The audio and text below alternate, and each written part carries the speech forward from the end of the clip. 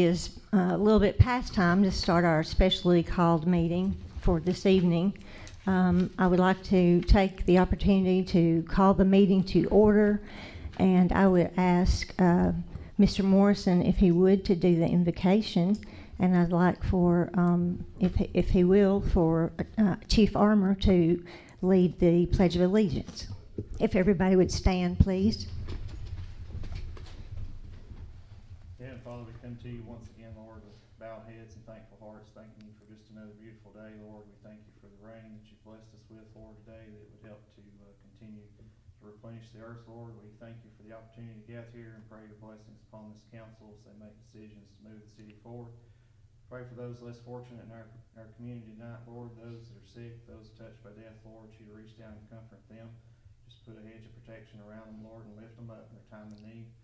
Pray most of all, Lord, for the lost in our community. They find you before it's everlasting too late. It's in your name we ask these many things. Amen. Amen.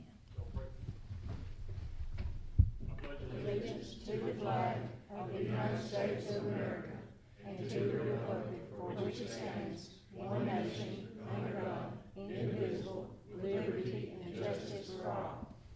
Thank you, gentlemen, and thank you for participating.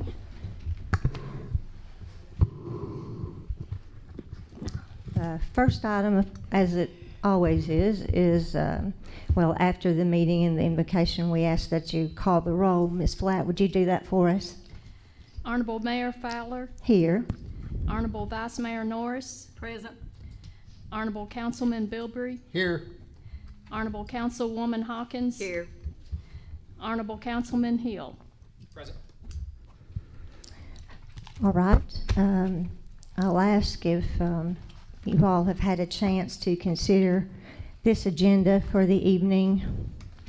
We didn't do minutes of the last meeting. They'll be compiled with the minutes of tonight's meeting that we can look at our next scheduled time, I believe, which that is June the 11th.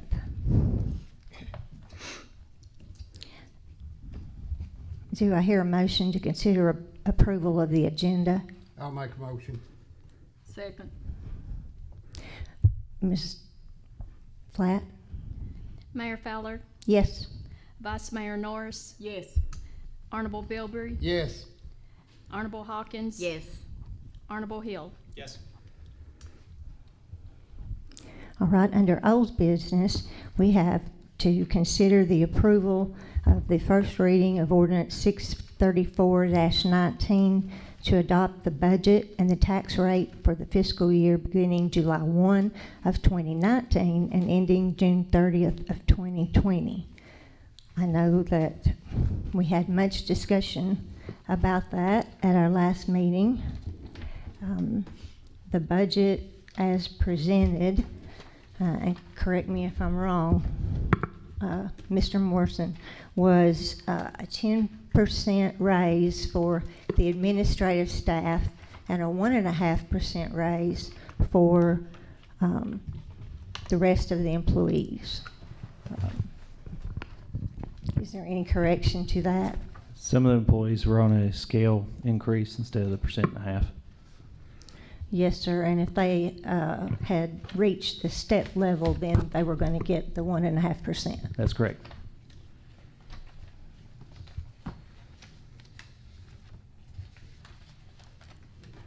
Anybody want to say anything?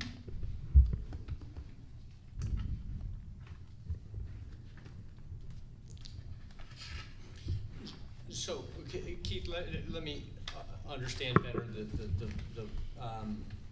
ranges, the scales for each employee. Do all employees have a range, a scale that they're on? And who sets that? How is that set? All employees are on the scale except for the salaried employees. The 3 salaried employees are myself, Dale and Victor. All of the others are fit into the scale that you all have. We put that scale in effect several years ago with the pay scale and the budget, and we abide by that pay scale when we go up or down in rank or whatever we need to do. As far as the 1.5%, I don't know. There are several formulas for calculating cost of living. I don't know how we ended up with 1.5 versus 2.5 or 3. Do you know, Mr. The Marshall? 1.5 is what we've had in there for a couple of years now, and what we've stuck to. It was 3% several years ago, and it got cut to 1.5 and just kind of stayed there.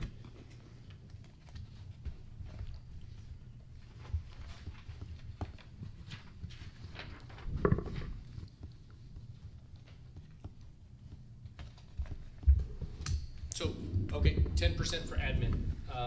You know, I think it's appropriate that we pay our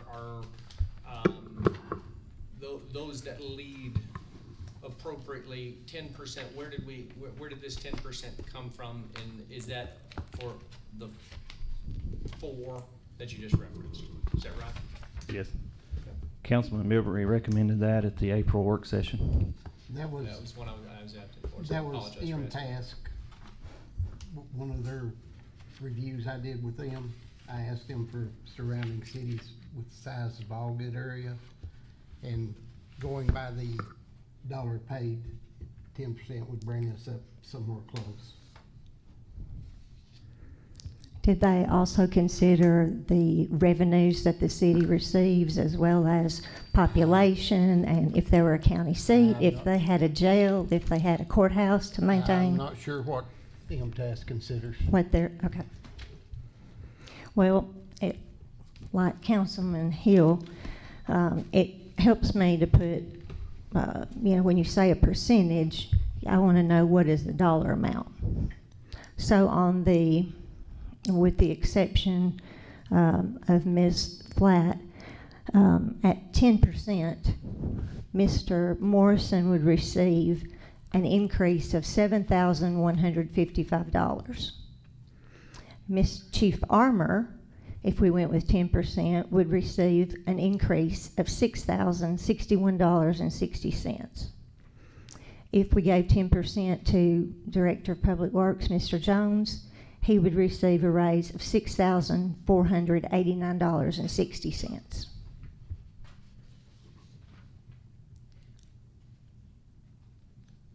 And if you look, those concur with your numbers on your spreadsheet.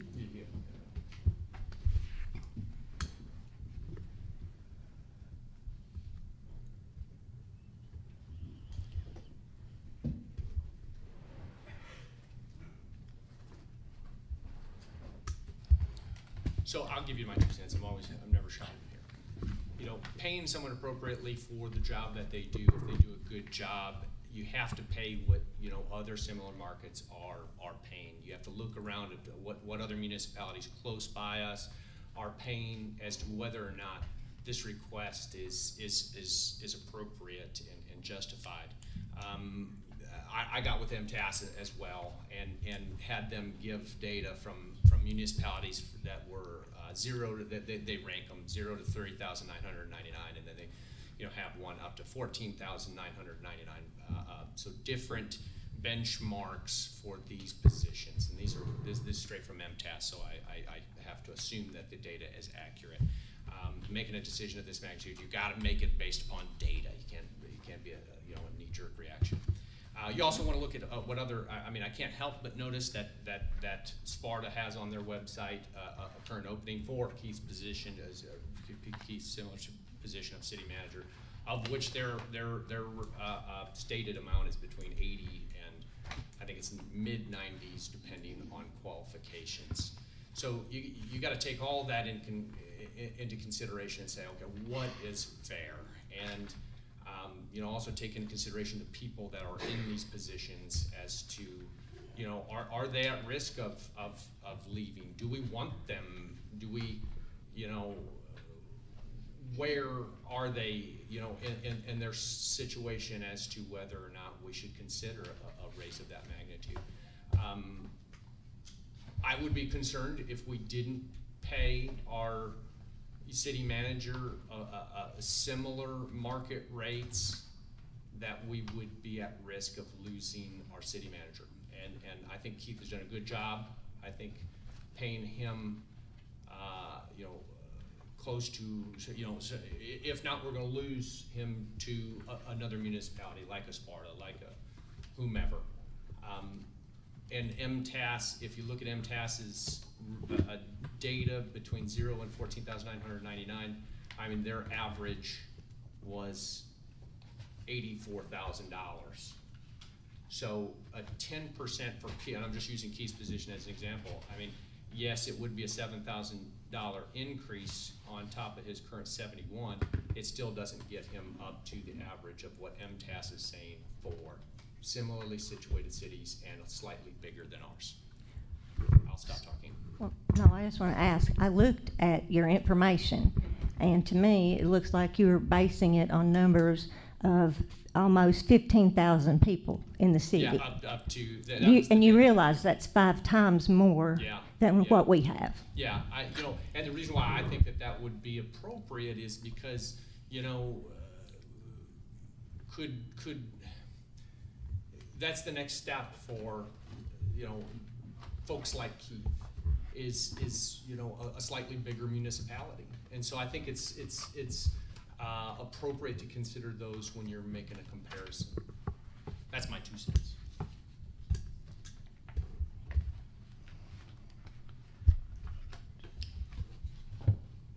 Any other comments?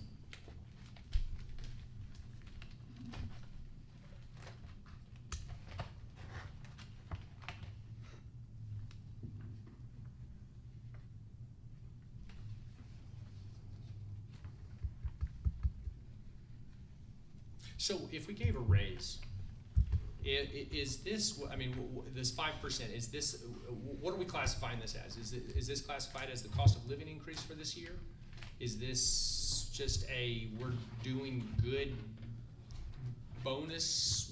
What are we classifying this as? And would this be in lieu of the cost of living increase that's contemplated in these numbers? I think if you're going to do it, it would be considered the cost of living and in lieu of the scale. Now, whether you want to adjust the scale up to the new numbers or not is up to you all, or if you want to leave the scale like it is. And who set the scale? And when? Put the scale together about 2 or 3 years ago from numbers from MTAS to be competitive on our police department and CDL drivers that are our hourly employees. We weren't being competitive, and we're having a hard time recruiting, especially in the public works shop. A CDL driver wasn't going to come to work to the city of Allgood for $10 an hour. So we worked out a scale to where if they were already a CDL operator, we could offer them a little bit better pay to be a little more competitive and try to get some CDL drivers in here. We were short-handed CDL drivers, so that was a goal with that raise, and it also made us more competitive with our public works and employees, staff, to be able to recruit those employees better. We were starting police officers at $12 an hour. We weren't able to get experienced officers, and it was being very difficult to hire. So we implemented that to improve our hiring process and get better, more experienced employees, which I feel like we've done, and we've accomplished that, and it's made a big difference in our staffing. And turnover? Has it impacted turnover? I think turnover's gotten better. I don't think we have the turnover we've had in past years, especially with the police department. Well, I thought 2 just recently left. One was there, and he asked to be transferred to Public Works. So I think we have had some turnover, but it seems like to me as soon as there's a vacancy, it's filled. There are people that are wanting to work, and the police department got 2 to replace the other 2, and just, I think, no time. How long did it take, Chief? Do you know? Yes, ma'am. They came from the sheriff's office, right? Yeah. But we were looking for about 3 months. And we had 1 transfer and 1 resigned. Okay. Not too awfully long. The first go around when I got here, we worked trying to find somebody that would take the job. This time we've actually had better applicants apply. Now whether that's money, whatever. And, We had better pool of applicants this last time than we did the first time. Let me put it that way. okay. And how long exactly have you been here now, Chief? January was 12 months, so A year and a half? Thank you.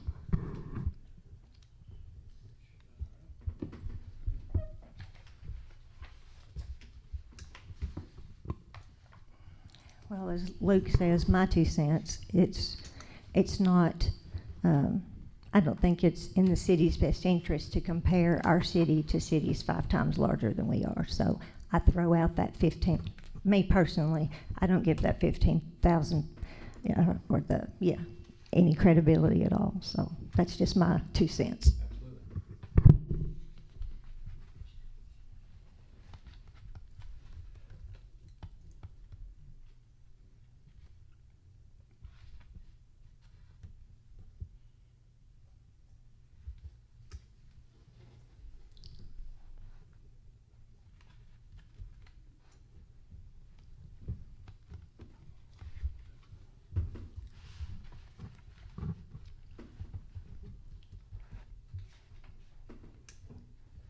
Keith, when somebody leaves, you do an exit interview?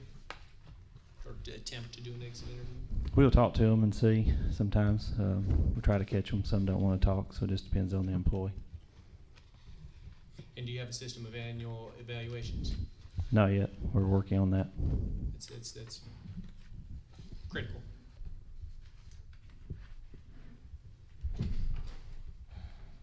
And have we as a municipality ever had a salary survey done where we've actually hired an expert that is in compensation expert that can look at these types of things? I know City of Cookeville did, I don't know, maybe Danny might be able to tell us when that happened. I know they did maybe About 4 or 5 years. 4 or 5 years ago. Have we, as Allgood, ever undertaken a salary survey just to make sure that somebody's smarter? I mean, the reality is that this is, we're making these decisions based upon the data available to us, which is only through MTAS, a private company. Maybe we need to engage a third-party expert that would be able to give us the guidance for evaluations, what's appropriate, is our scales right, are we competitive, etc. Have we ever had that done? Not that I'm aware of. I know MTAS has talked about it within the last year of doing a police department study. I'm not sure if it was going to go beyond that for the Upper Cumberland region as well as comparative cities across the state. But I Do we think need to consider that? I think we need to do it. consider an independent. That's what I'm Yeah, saying. yeah. I think there are only about 15, 20, from what I understand. I could be wrong, but here's my reticence: is that asking. I can look at this MTAS data, and I've done the best I can of saying, hey, is a 5% appropriate? And I can get behind, 5% is not going to shock the conscience or get us askew with our fiduciary duties. But I don't know, is it right? Is it going to be, are we competitive? I don't have the answer to those questions. So, it's one thing if we were saying, hey, 5%, and this is the cost, we're going to call this the cost of living increase for, this year and next. We're going to say, hey, it's 2.5 this year, 2.5 next, and we're going to do that across the board for everybody. That's one thing. But just to say, hey, 5%, just to say 5%, I don't know. Without having some sort of independent expert that says, you need to be doing that. It's just me saying, what's my gut feeling? And I can tell you, I don't know, maybe an independent evaluation and guidance with recommendations, would be appropriate. And maybe that's something, a 3-year plan where we say, hey, maybe 5%, we'll say it's it's this year's cost of living increase and it's next year's cost of living increase. And then we're going to have, during that time, a independent evaluation of our compensation system, scales, evaluation system, et cetera. And maybe that's the right outcome. I don't know. Well, Just I talking think, while I'm thinking. I think that's a good idea, except I don't know that we can legislate now for next year. Of course, Danny would probably be the Throwing it out there. expert. I guess that depends on what you want it to do, but. Well, if we're yeah, I trying to think you set could look at 2.5 this year, then 2.5 next just, year. again, So just that's, throwing it out that. No, right, you can't lock in that money. okay. So it Again, would just be a good thing, ethereal, I think. discussion. Well, no, we could, if we decide, we could do the 2.5, and then in the meantime, before next year's budget, if that's possible to find someone and they can accommodate us, we could have it done before next year's budget time rolls around. That's just an idea. Because really, from what we're looking at or what we're talking about, this is just a gut feeling, as you say. I mean, we don't really have definite data. The MTS data, I think, is pretty reliable. And I look at folks, again, like Keith's, and I say, in order to retain good people, you have to pay appropriately. And so 5%, I think I could get behind, but I want to make sure that we're not just, doing it blindly and not having a future plan in the future. Does that make sense? Yes, but I don't think we can legislate a future No, I plan. understand. But if we said, hey, we're going to budget some monies for that assessment, And do there, 5 and say, there will not. So I'm looking at Danny here. You can't say we're not going to entertain a cost of living increase for next year. You can entertain it, but you can't Next pass a year. budget now that's gonna give somebody a 2.5% raise in the following budget year. You gotta do that in the next year's budget. You can appropriate money now for a salary study. You can appropriate money now for raises in this coming year. You can do, Can you say no cost of living increase next year if we did 5% this year? you can well, You can say it, but but it- you But, can be, yeah. you can when be you do the changed budget later. next year, it's gonna be Sure, what it is. sure. So yeah. I wouldn't put that in this ordinance. I mean, but any ordinance is gonna be repealed and replaced by the following budget year, so it doesn't necessarily matter what it says. But Understood. Mayor Fowler's exactly right, you can't. Understood.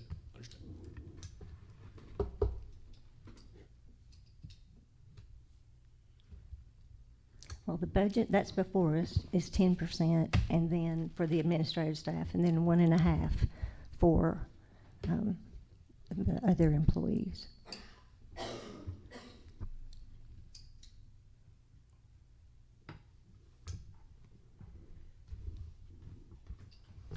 If you're gonna do a salary study, that'll have to be added to the budget too. There's no money in there for that.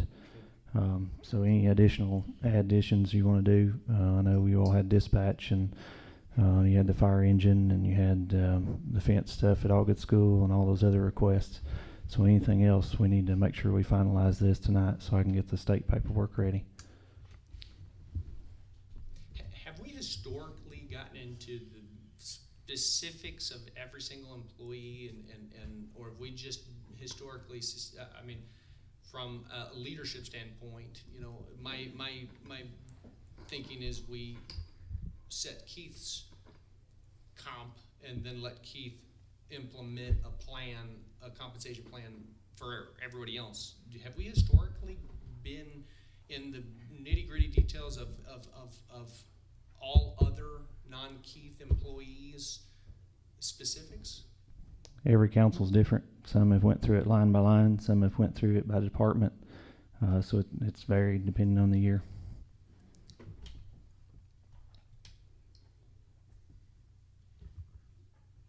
So when the recommendation was 10% for the top, or for the 4, and then 1.5 for the rest, we got to 10% based upon the MTAS? Yes, Your that's assessment of the correct, yeah. MTAS? Okay, thank you.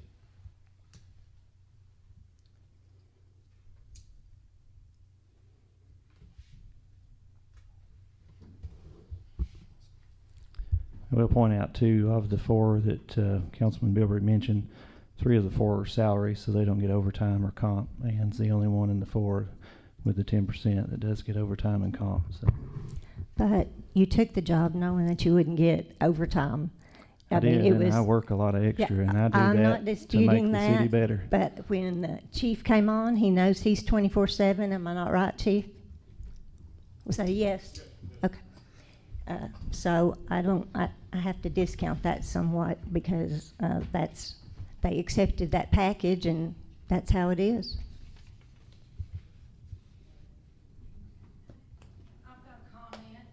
Yes, ma'am, you want to tell us who you are? I'm Ruby Richardson. Okay, and you're related to Mr. Morrison. That has nothing to do with the question I've got for you right now. Okay, well, ask me. Okay, it's not necessarily just you, Lisa. Okay, It's everybody. okay. You take these 3 men right here, Yes, ma'am. and any one of y'all walk in their shoes for 1 month and do their job, then you come back and tell me if you think they need a raise. You try that. And your Ma'am. sarcastic stuff you're doing it's ridiculous. Well, ma'am, I'd ask Very you, sarcastic. you're going to have to be act in a civil manner, and you're going to have to conduct yourself, or I'll have to ask the police to have you removed. But so are you. Ma'am, I'm up here doing my job, and I don't recall in the public sector that I've ever gotten a 10% raise. So there you go. Mr. Bilberry said he retired from the state and he didn't have a 10% raise. Ma'am, I'm not being sarcastic. I'm trying to answer you. If you want to continue like this, I'll have you removed. Thank you. Now, does anybody else on the council? We have to make the decision. I'll say one more thing. I don't think this is as much of a raise as it is a renegotiation, especially on Keith's part. Again, I'll reemphasize, I don't want to lose any of these folks. These folks, in my opinion, are what makes this place stable. We've got some stability right now. I think it's important to continue with that stability. Well, I don't think if we don't give them 10%, they're not going to stay. I don't know about that. I did not ask for this raise. This was a number that was given to me at the April work session, so I want to point that out. This is not a number I asked for. I just asked you to give me a number, and so I haven't asked for anything specific. Mr. Morrison is correct on that. He asked for a number, I give it to him. And I will make a motion that we give the 4 supervisors 10% and the rest of the employees 5%.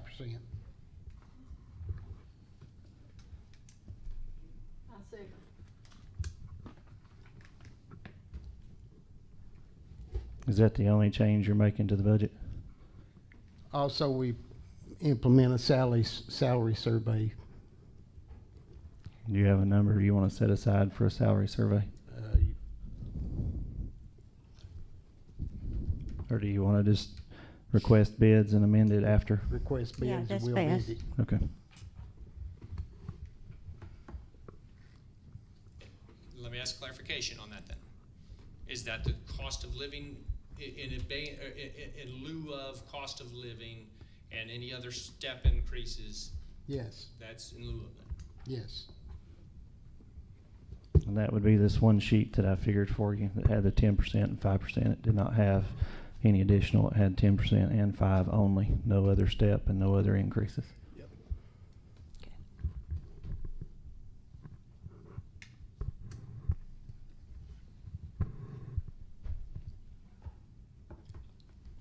I'll make another comment. I'm sorry.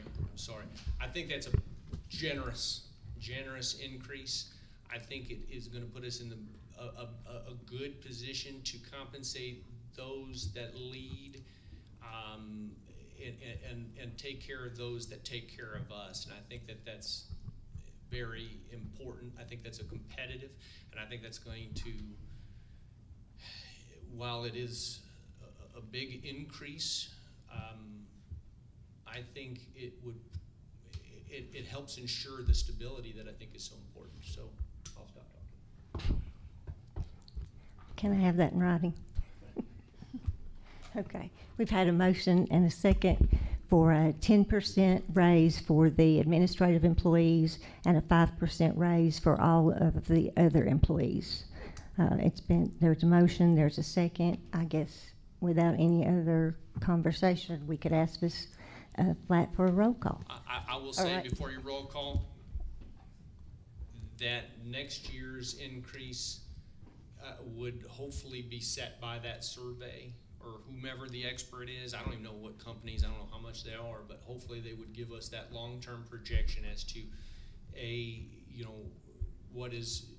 are we in the safe zone and do we need to focus our efforts on other positions, and B, what should we be looking at for increases in future years? I know with this increase now, I can tell you where I am for future increases. I'm going to say, for the next few years, we're going to set it. I'm going to be more on the low side if there is any increases. So, leave us open to say, no increases for next year. I mean, it happens. That's right. Again, I'll stop talking. All right. Now, Ms. Flatt. Mayor Fowler, No. Vice Mayor Norris, Yes. Honorable Bilberry, Yes. Honorable Hawkins, I'm going to have to abstain because I got family in it. Honorable Hill. Yes.